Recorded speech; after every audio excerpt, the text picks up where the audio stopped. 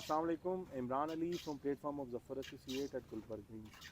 आज हम जहाँ आए हुए हैं गुलबर्ग रेजिडेंशिया में, मेरे बहुत ही अच्छे भाई हैं। वो बेसिकली कंस्ट्रक्शन फील्ड में आ चुके हैं और काफ़ी टाइम हो गया उनको कंस्ट्रक्शन में आए हुए। तो कंस्ट्रक्शन से रेलिवेंट गुलबर्ग ग्रीन और रेजिडेंशिया में जितने भी हर्डल्स हैं या जो भी आपके प्रोजेक्ट से रेलिवेंट चीज़ें होंगी वो उनसे क्वेश्चन आंसर करते हैं। अस्सलाम वालेकुम। वालेकुम अस्सलाम। कैसे हैं अनस भाई? ठीक हैं आप शुक्र माशाल्लाह से? अल्हम्दुलिल्लाह। आप कैसे हैं? तो कैसा रियलाइज़ हो रहा है आपको कंस्ट्रक्शन फील्ड में माशाल्लाह से आके? कंस्ट्रक्शन की फील्ड में हम ऑलरेडी काफ़ी टाइम से काम कर रहे हैं। बीच में हम रियल एस्टेट का भी करते रहे हैं काफ़ी टाइम। अब यहाँ पर जिस तरह कंस्ट्रक्शन हमारे पास प्रोजेक्ट्स आ रहे हैं तो हम कंस्ट्रक्शन भी साथ साथ सर्विसेज प्रोवाइड कर रहे हैं। माशाल्लाह माशाल्लाह। तो गुलबर्ग ग्रीन्स और रेजिडेंशिया को कंस्ट्रक्शन फील्ड में कैसा आप देख रहे हैं आगे इन फ्यूचर में?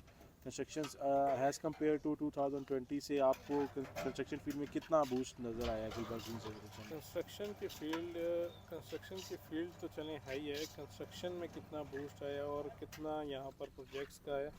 2020 के बाद कंस्ट्रक्शन का काम काफ़ी टाइम कम रहा है। उसकी वजह यह है कि रेट्स की फ्लक्चुएशन बहुत ज़्यादा हो गई थी। तकरीबन 100% आपका रेट्स का फ्लक्चुएशन आई थी, जिसमें आपके स्टील में, सीमेंट में, रेत में, बजरी में हर चीज़ आपकी बहुत ज़्यादा बढ़ गई थी। काफ़ी लोगों को, बिल्डर्स को नुकसान भी इस चीज़ में हुआ था।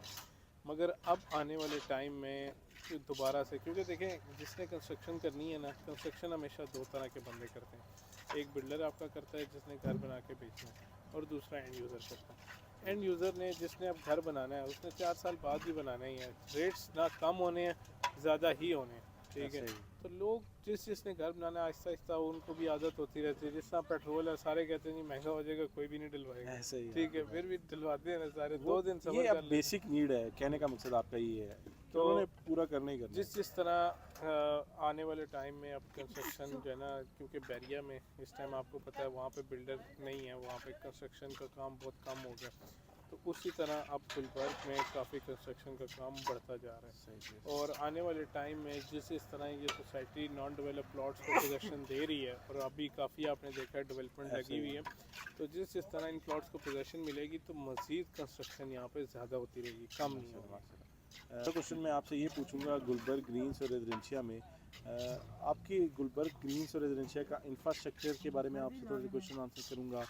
और यहाँ पे एज़ पर जो आपकी सीडीए रूल से रेलेवेंट होंगे और जितने भी कंस्ट्रक्शंस में जो आपकी हर्डल्स आती हैं has compare to other societies, जैसे आपके डीएचए हो गया और बैरिया हो गया, उसमें आप गुलबर्ग रेजिडेंशिया और ग्रीन्स को कैसे देखते हैं?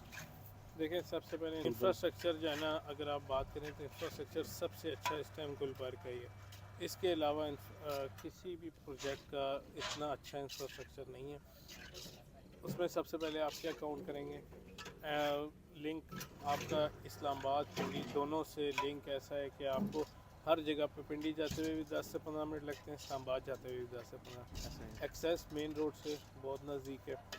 उसकी बात अगर करें, अगर फार्म हाउसेस जो कि एक बहुत अच्छी लग्जरी लिविंग है, वो सिर्फ आपको प्रोवाइड कर रहा है मेन इस्लामाबाद के अंदर, एक मार्गला ऑर्चर्ड और एक दूसरा गुलबर्ग। मार्गला ऑर्चर्ड भी अब पुराना हो गया और इतना वहाँ पर लोगों ने बना लिया है, तो आप नए अगर आप बात करें तो गुलबर्ग ही रहता है। और दूसरा आप ये भी कहना चाह रहे हैं कि लाइक सेकंड ब्लू एरिया आपका गुलबर्ग ग्रीन्स में है बेसिकली?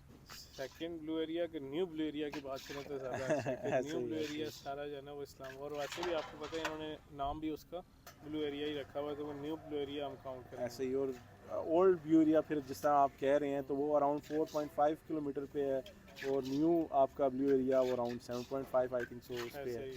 तो ये सबसे बड़ी जो गुलबर्ग ग्रीन्स उसके के लिए बाद है। अगर हम बात करें सीडीए के बायलॉज की, तो सीडीए के बायलॉज, ये सीडीए अप्रूव सोसाइटी है, इनका एलओपी वगैरह सारा सीडीए से अप्रूव्ड है। उसमें सबसे आपका जो देखा जाए कि सारे बायलॉज इस टाइम आपके सीडीए के लगते हैं। घर बनाते हुए हर बायलॉज आपका सीडीए का फॉलो होता है।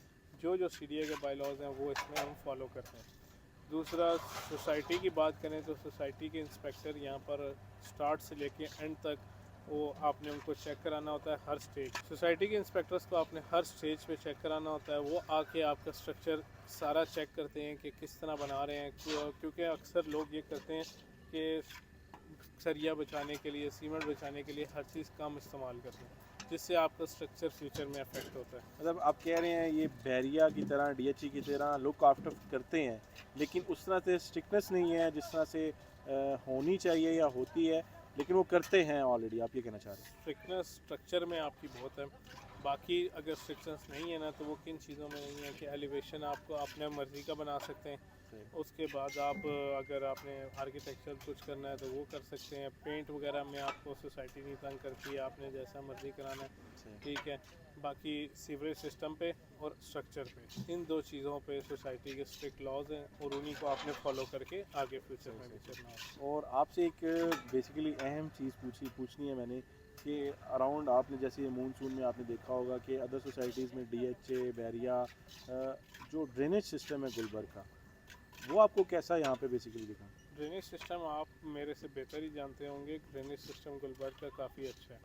एक तो यहाँ पर स्लोपी रोड्स हैं तो आपका ड्रेन होता रहता है। दूसरा ये कि जहाँ जहाँ पे भी इन्होंने जिन ब्लॉक्स में ड्रेनेज दी हुई है वो तकरीबन आपका 40 to 50 feet below the road level है।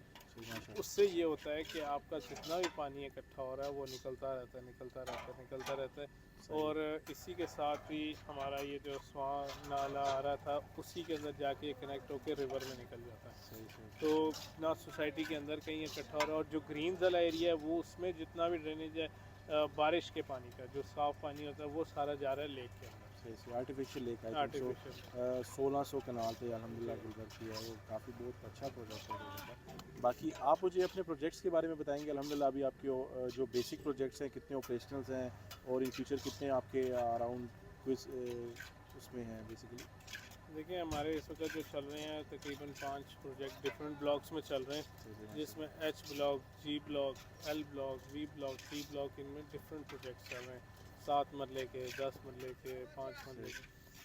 अब आने वाले टाइम में जिस तरह कंस्ट्रक्शन बढ़ रही है तो हमारे भी प्रोजेक्ट्स काफ़ी पाइपलाइन में हैं। कुछ हम प्रोजेक्ट्स को भी ऐसे देख के पकड़ते हैं ताकि ये कि हम साथ साथ डिलीवर करते जाएं और नेक्स्ट करते जाएं और टाइम भी दे सकें हर प्रोजेक्ट सही है। और वो तो आई नो आप अल्हम्दुलिल्लाह अपने प्रोजेक्ट्स के साथ काफ़ी लॉयल्स हैं, आप टाइम दे रहे हैं और प्रॉपर आप मेरे ख्याल से खुद ही एंगेज होते हैं मैं हर खुद टाइम इंगेज उसके होता साथ। हूँ ताकि ये कि हर चीज़ जो हम कोई डिलीवर करें इस वो चीज़ में आपकी कोई क्वालिटी में कोई क्वालिटी में compromise कंप्रोमाइज़ ना है।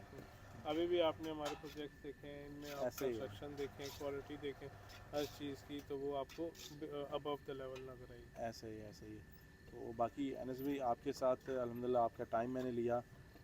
आप काफ़ी बिजी पर्सन हैं अभी क्योंकि, तो बहुत अच्छा लगा आपसे बात करके। तो थैंक्स, आपने जो हमें टाइम। जज़ाकल्लाह, थैंक यू। ओके।